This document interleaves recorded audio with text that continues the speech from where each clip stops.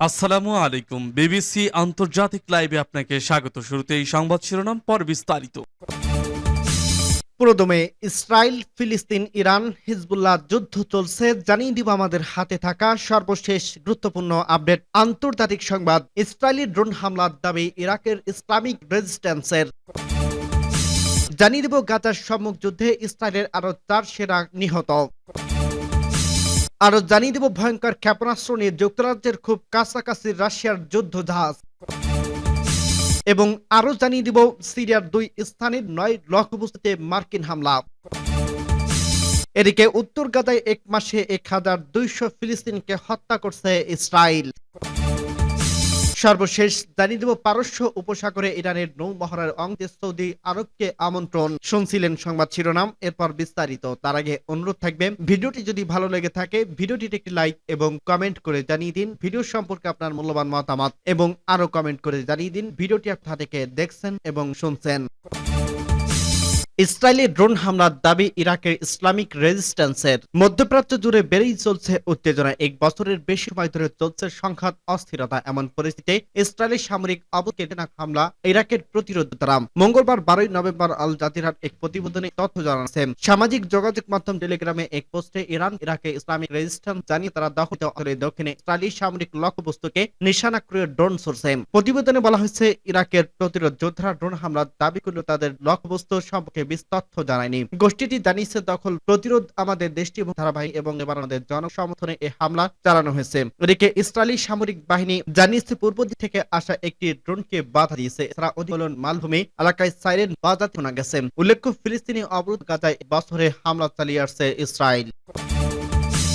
গাজায় সম্মুখ যুদ্ধে ইসরায়েলের আরো 4 সেনা নিহত। ফিলিস্তিনি গাজায় স্বাধীনতাকামীদের সঙ্গে সম্মুখ যুদ্ধে ইসরায়েলের আরো 4 সেনা নিহত। সোমবার 11 নভেম্বর লড়াইয়ে তারা নিহত হন। মঙ্গলবার 12 নভেম্বর ইসরায়েলের প্রতিরক্ষা বাহিনী আইডিএফ এক বিবৃতির ভিতর স্বীকার, তবে এখনো সংঘাতের ঘটনা বিস্তারিত জানাননি। খবর টাইমস অব ইসরায়েলের। আইডিএফ জানায়, গাজার উত্তর উপত্যকায় লড়াইয়ের সময় 4 সেনা নিহত হয়েছেন। সৈন্যরা সবাই কেফির ব্রিগেডের শিমনস ব্যাটালিয়নের সঙ্গে কাজ করছিলেন। তাদের মৃত্যুতে গাজা উপত্যকায় হামাসের বিরুদ্ধে স্থল আক্রমণ এবং সীমান্ত অভিযানের ইসরায়েলি সেনা নিহতর সংখ্যা 375 জনে দাঁড়ালো। তবে আইডিএফ এই হিসেবে অনেকেই মানতে নারাজ। বিভিন্ন সংগঠন ইসরায়েলি সেনা নিহতর প্রকাশিত সংখ্যা কয়েক গুণ বলে দাবি করছেন। এদিকে একই দিন গাজায় এক রিজার্ভ অফিসার নিহত হয়েছেন। নিহত ওই সেনার নাম মেজর ইতমার লেভিন ফ্রিডম্যান। তিনি উত্তর গাজায় অভিযানকালে নিহত হয়েছেন। রিজার্ভ ফোর্সের এই সেনা স্কুল শিক্ষক ছিলেন। তিনি লেটার এলিট ইউনিটের সদস্য ছিলেন। ইউনিটটি সন্ত্রাসী হামলা থেকে রেড সি রিসোর্ট শহর রক্ষা করার জন্য দায়িত্ব পালন করে আসছেন। আইডিএফ জানিয়েছে, সাম্প্রতিক সপ্তাহগুলোতে ইসরায়েল এ এলাকায় অভিযান জোরদার করছে। সেখানে প্রায় সম্মুখ যুদ্ধ হচ্ছে। এমন এক যুদ্ধে ট্যাঙ্ক বিরোধী হামলায় জাবালে তিনি আঘাত পেয়েছিলেন। ভয়ঙ্কর ক্ষেপণাস্ত্র নিয়ে যুক্তরাজ্যের খুব কাছের রাশিয়ার যুদ্ধ জাহাজ।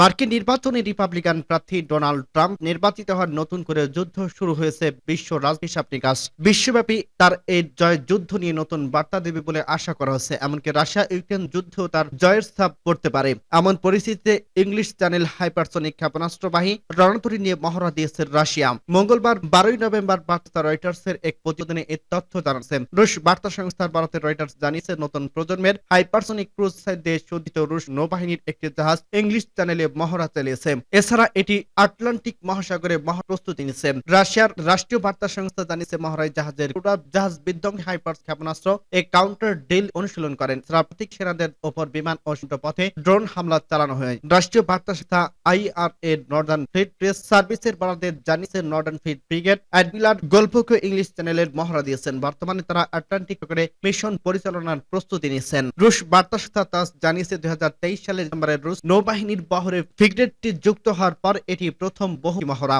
এজন্য জাহাজটি রাশিয়ার উত্তরাঞ্চলের মূল ঘাঁটি থেকে গত 2রা নভেম্বর যাত্রা শুরু করছে। রণতরীটি যুক্ত হওয়ার আগে তৎকালীন প্রতিরক্ষা মন্ত্রী সিরিয়াউ শুগুই বলেন, এটি জিরোকন ক্ষেপণাস্ত্র দিতে হবে। সমুদ্র ভিত্তিক ও হাইপারসনিক ক্ষেপণাস্ত্রের সীমা 9 কিলোমিটার। এটি শব্দের চেয়ে কয়েক গুণ গতিতে ছুটতে পারে, যার ফলে শত্রুপক্ষের এটি প্রতিরোধ করা কঠিন হয়ে পারে। উল্লেখ্য, রুশ প্রেসিডেন্ট ভ্লাদিমির পুতিনের নির্দেশে 2020 সালে পারমাণবিক শক্তি বাড়ানোর অংশ হিসেবে জিরকন ক্ষেপণাস্ত্র ব্যাপক সরবরাহ করা হয়।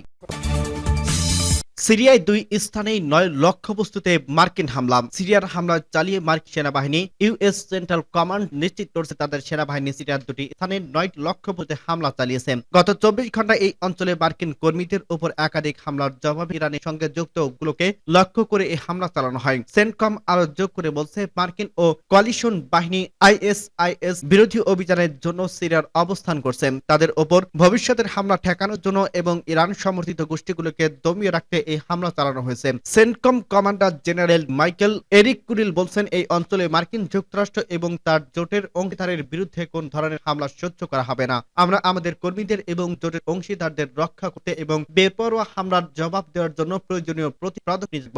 মার্কিন যুক্তরাষ্ট্রের মাঝে মাঝেই ইরাক এবং সিরিয়ার উভয় দেশের সশস্ত্র গোষ্ঠীগুলোর লক্ষ্যে হামলা চালিয়েছে। গত ফেব্রুয়ারিতে ও যুক্তরাষ্ট্রে ইরাক ও সিরিয়ার বিমান হামলাকে মার্কিনদের মারাত্মক হামলার হিসেবে সশস্ত্র গোষ্ঠীটির 85টির বেশি লক্ষ্যে তখন হামলা চালায় তারা। সাম্প্রতিক হামলার পর মার্কিন সামরিক বাহিনী বলছে, এই হামলাগুলো মার্কিন ও কোয়ালিশন বাহিনীর উপর ভবিষ্যতে হামলার পরিকল্পনা বানচাল করবে। সিরিয়ার মার্কিন যুক্তরাষ্ট্রের 9 সেনা রয়েছে এবং প্রতিবেশী ইরাকে আরো 2500 সেনা রয়েছে।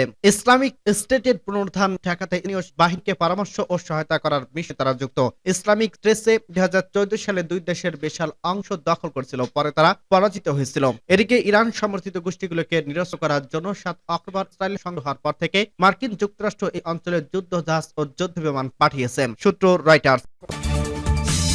উত্তর গাজায় এক মাসে 1200 ফিলিস্তিনকে হত্যা করছে ইসরায়েল। ফিলিস্তিনের গাজার নগরীর উত্তরাঞ্চলের সপ্তাহে 4 আগে অভিযান শুরু করছিল ইসরায়েলি বাহিনী। এরপর থেকে সেখানে 1200 জনের বেশি ফিলিস্তিনকে হত্যা করা হয়েছে। হামাস নিয়ন্ত্রিত গাজার স্বাস্থ্য মন্ত্রণালয় এই তথ্য নিশ্চিত করছে। গাজার স্বাস্থ্য মন্ত্রণালয়ের মহাপরিচালক মুনির আল বুশ বলেন, ইসরায়েলি বাহিনী গাজায় বেইত লাহিয়া এলাকায় আশ্রয় নেওয়ার বেসামরিক মানুষের উপর ব্যাপক হত্যাযোগ্য অব্যাহত রয়েছে। এর ফলে ওই এলাকায় স্বাস্থ্যসেবা ব্যবস্থা মারাত্মকভাবে ভেঙে পড়ার পাশে ব্যাপক হত্যার ঘটনা ঘটছে। মুনির আল বুশ আর বলেন, অপরাধ বন্ধ করার ক্ষেত্রে যথাযথ তদারকি কিংবা জবাব না থাকা ইসরায়েলের দক্ষ হত্যা ও ধ্বংস চালিয়ে যাচ্ছে। মুনির আল বুশ অভিযোগ করেন, ইসরায়েলি সামরিক বাহিনী উত্তর গাজায় প্রয়োজনীয় চিকিৎসা সরঞ্জাম প্রবেশে ক্রমাগত বাধা দিচ্ছে। সেই সঙ্গে অধিকৃত উত্তরাঞ্চলে কামাল আদওয়ান আল ওয়াদা এবং ইন্দোনেশিয়ান হাসপাতাল অবরোধ আরোপ করে রেখেছে।